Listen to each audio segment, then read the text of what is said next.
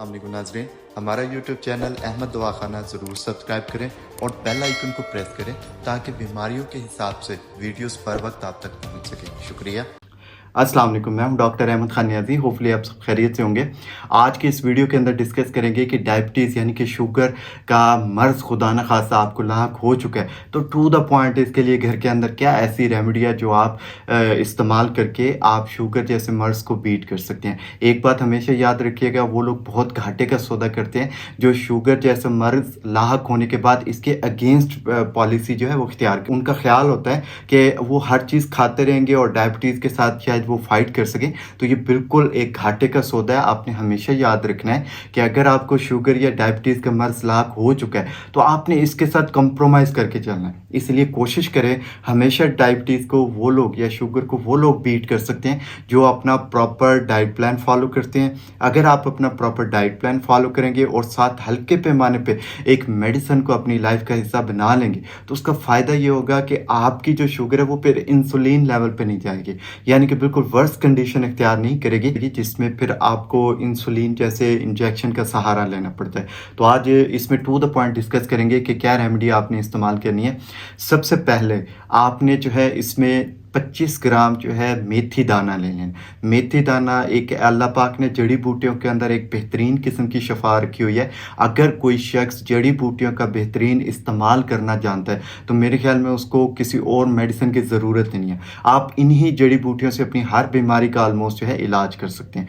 तो सबसे पहले आपने मेथी दाना लेना है, जिसके बारे में आप सल्लल्लाहु अलैहि वसल्लम ने इरशाद फरमाया हुआ है कि अगर मेरी उम्मत को पता लग जाए कि मेथी दाना के अंदर कितनी शफा है, ये मैं मफ़हूम बयान कर रहा हूँ कि कितनी शफा है, तो वो इसको सोने के भाव लेना स्टार्ट कर दें। यानी कि इतनी ज़्यादा इसकी हमारे दीन के अंदर भी इसकी अफादियत बताई गई है। तो मेथी दाना जो है आपने 25 ग्राम लेना है। इसके बाद आपने लेनी है 25 ग्राम कलवंजी। आप कलवंजी के बारे में भी ज़िक्र आता है कि इसमें मौत के अलावा हर चीज़ के हवाले से शफा होती है। यानी कि ये मफ़हूम जो हमारी समझ में आता है कि कलवंजी जो है वो एक ऐसी चीज़ है कि जो मौत को बीट नहीं कर सकती, बाकी हर बीमारी के हवाले से। और जो हकीम हैं हमारे हजरात वो बेहतर जानते हैं कि किस तरीके से हम लोग मेथी दाना और कलवंजी को इस्तेमाल करते हुए कितनी ज़्यादा जो बीमारियां उनको बीट करते हैं, उनका मुकाबला करते हैं, उनके लिए बेहतर रेमेडीज़ लेके आते हैं। इसमें 25 ग्राम जो है आपने मेथी दाना डालना है, 25 ग्राम जो है आपने कलवंजी डालनी है। इसके बाद इसके अंदर 10 ग्राम सिर्फ आपने अजवाइन डाल देनी है। अजवाइन डालने के बाद आपने इसके अंदर 25 ग्राम जो है अलसी का बीज डाल देना। अब अलसी दो कैटेगरीज में आती है, एक जानवरों के लिए इस्तेमाल होती है और एक इंसानों के लिए इस्तेमाल होती है। तो जो मोटे बीज में होती है वो इंसानों के लिए इस्तेमाल होती है, आप उसको अपने लाइफ में इस्तेमाल कर सकते हैं। तो आपने अलसी का बीज लेना है 25 ग्राम।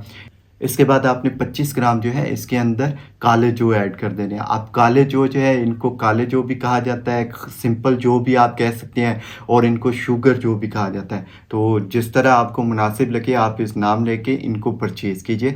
इन तमाम चीज़ों को ग्राइंड करके पीस के सफ़ूफ बना लीजिए। अगर आपकी एज जो है वो 10 साल से लेके 25 साल तक है तो टेबल स्पून का थर्ड पार्ट यानी कि तीसरा हिस्सा जो है वो खाने वाला जो चम्मच होता है, तीसरा हिस्सा आपने सुबह नाश्ते के बाद और तीसरा हिस्सा रात के खाने के बाद दूध या पानी के साथ इस्तेमाल करना है। और अगर आपकी एज जो है वो 25 ईयर से लेके 50 या 60 तक है तो देन आपने हाफ़ टेबल स्पून सुबह नाश्ते के बाद और हाफ़ टेबल स्पून रात के खाने के बाद इस्तेमाल करना है। अब इसमें एक चीज़ आपको ज़रूर गाइड करूँगा कि जब भी आपने ऐसी कोई हर्बल रेमेडी इस्तेमाल करनी है तो इसको जब आपने इस्तेमाल इसका स्टार्ट करना है तो हमेशा याद रखिए कि जो रूटीन में आप शुगर के लिए, ब्लड प्रेशर के लिए या जिस भी पर्पज़ के लिए मेडिसिन इस्तेमाल कर रहे हैं वो आपने एक आध दिन साथ साथ हल्के पैमाने पे कंटिन्यू रखनी है, यानी कि उसकी मिकदार कम कर देनी है।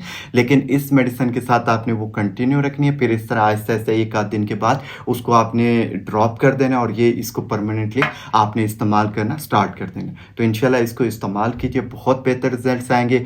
आपका जो शुगर का इशू है ये आपकी ज़िंदगी के हिस्सा है, ये आपकी ज़िंदगी के साथ चलता रहेगा। लेकिन अगर आप ये रेमेडी इस्तेमाल कर लेते हैं तो इंशाल्लाह बहुत हद तक इसमें आपको ये रिलीफ भी देगा और रिमेनिंग जो मेडिसिन है उनसे आपको निजात दिलाएगा। तो इंशाल्लाह आने वाली वीडियोस में मज़ीद बेहतर रेमेडीज़ आपके लिए लेके आएंगे। अपना बहुत सारा ख्याल रखिएगा। Thank you so much. अल्लाह हाफ़िज़।